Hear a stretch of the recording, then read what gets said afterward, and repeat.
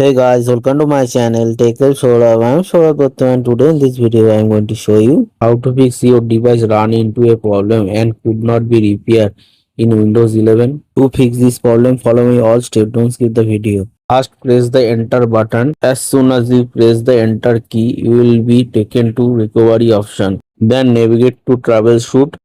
Then go to advanced option. After clicking on advanced option, go to the command prompt and press the enter key button. After the command prompt opens, just type sfc space slash scan now and hit enter button. You can use the command prompt to find and fix corrupted files.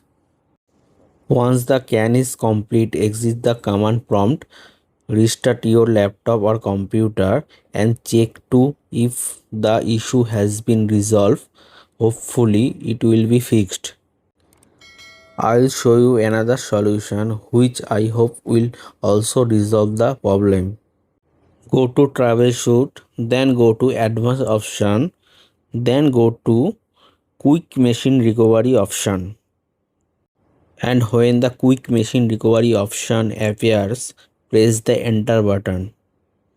After entering the quick machine recovery option, the system will undergo repair for a short while.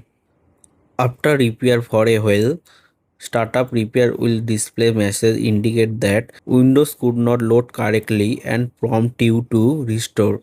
Simply click to proceed with the restoration. After clicking restore, Windows will once again take some time to repair itself and fix the problem. I hope this video helped you. Please share it with your friends also. If you have any doubt related to this, let us know in the comment box below. If you like the video, don't forget to like, share and subscribe to my YouTube channel.